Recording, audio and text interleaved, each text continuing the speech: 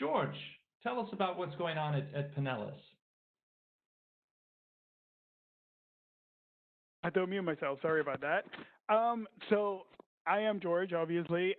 So we are a government entity that handles water, sewer, and reclaimed water. So we don't handle the entire county, but we handle about half.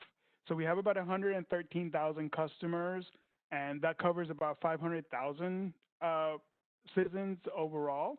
And of course, we have the beaches, and we have inland as well.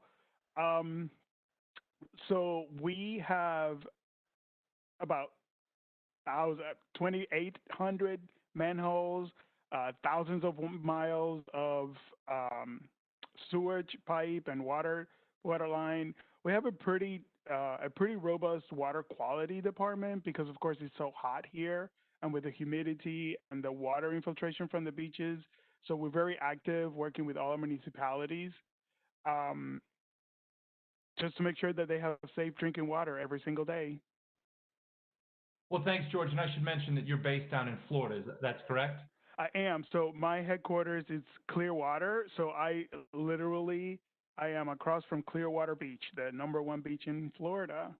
So good time to come down because it's not that busy. So, hey, I'm just saying, call out, shout out. George, you've been patiently waiting here to tell us a little bit about how Pinellas has approached customer engagement during this time of COVID. Can you share some of your programmatic challenges and successes? Sure.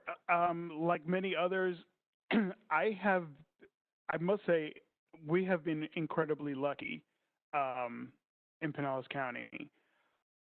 Since joining the county a little bit over 3 years ago, I realized very quickly, very early on, that we, quite frankly, were not prepared for a major disaster. We were stuck in an office, right, with desktops, and we're right across the beach, so it, it was self-defeating, really. So we started early on. I started transitioning everyone to laptops and soft phones, and we started testing that. Fast forward that to, of course, we did a whole CIS implementation. We were preparing for it. We started that last year. Um, in the midst of all of these, of course, the pandemic hit. We were ready. We were absolutely ready. My team had been testing the cell phones. March 14th, the board met. March 16th, I made a decision to have everyone move remotely, including the call center. That caused really no disruption at all from a customer's perspective, which was great. The staff was able to set up at home, continue to take calls. Now you have to remember, in the middle of this, we were doing a major CIS implementation with Vertex One. We were not only doing a whole new SAP system, but we were doing a whole new reporting system, a whole new billing system, a whole new collection system. So all of this is happening. We stopped early on, and we communicated with all our customers um, via multiple channels. So that we were stopping the late fees collection and the shut-offs. So that was the first step. Half of my team went home, set up, and then the other half went and set up. We also delayed our upgrade because we didn't want to have any impact to the customer at all, being that it was COVID and also the upgrade going on. So we did all of that and continued to communicate. We use a reverse calling. Also put it on the invoices.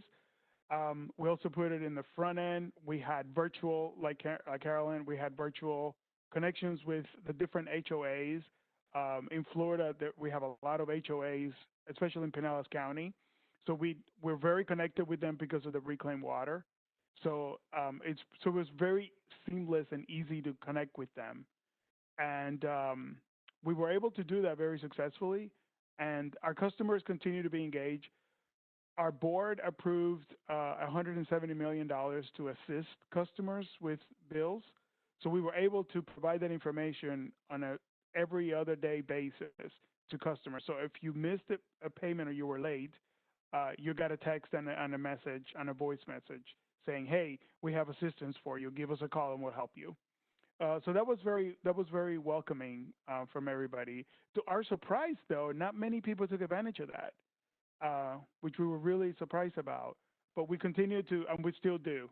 We have actually reinstated shut-ups in Florida as a whole.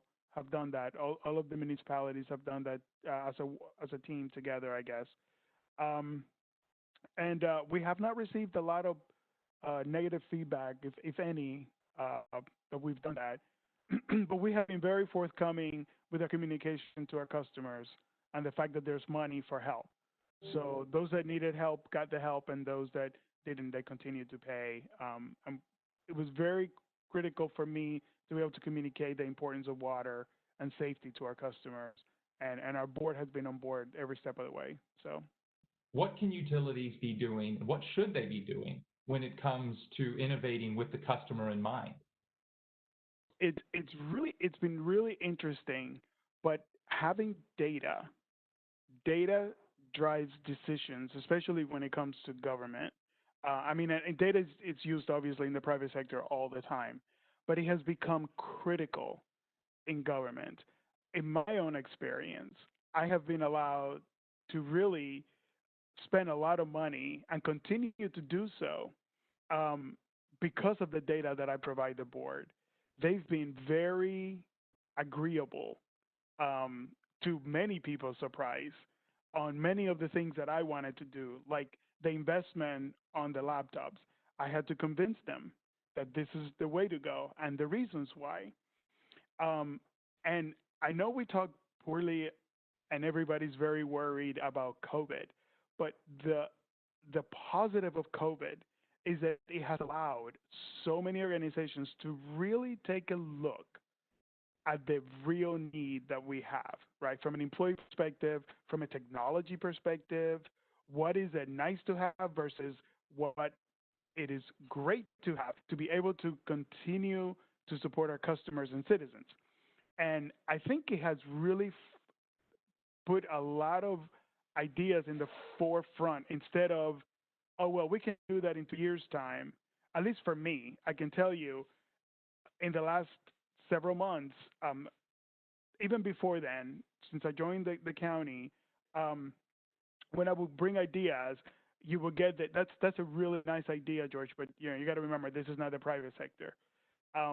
And I have to tell you, I was the first department in March 16th to send my entire team home, and that caused, believe it or not, and it's not a big deal in the private sector, but in the government sector, it was a big deal to have an entire customer focused department sent home and still not miss a beat when it comes to collecting the data, collecting calls, answering calls, and addressing all the customers' concerns. Not to mention, and I keep going to that because it was such a big deal for my team, and they felt so good about themselves um, to have the upgrade in the middle of all of this. So not only were they getting used to um, working from home, but they were also getting used to a brand new system. And because we had gone through the process of learning the team's environment prior to COVID, it was very easy for them, or easier for them, to do the transition. So all of the software and all the ideas that we had discussed over the last 2 years, it came to fruition and really to reality in a very short period of time. And it was interesting and so satisfying for my team to help their peers in other departments assist them with technology that they were already familiar with. So it was really nice to get the calls and the emails from the team saying, "Hey, I helped so and so," and it's interesting. And just to put it in perspective, it's a normal thing that happens in a normal private sector organization, but it didn't really happen, at least in our organization. And this has really opened the eyes to even allow them to share more ideas and more information. So now they're going out there and saying, isn't it interesting, if we could do this, we could have this, and if we could do this, we could take care of this customer area. And So they're now bringing the ideas even more rapidly than they were normally did, and I think that's been a big positive impact for us in general.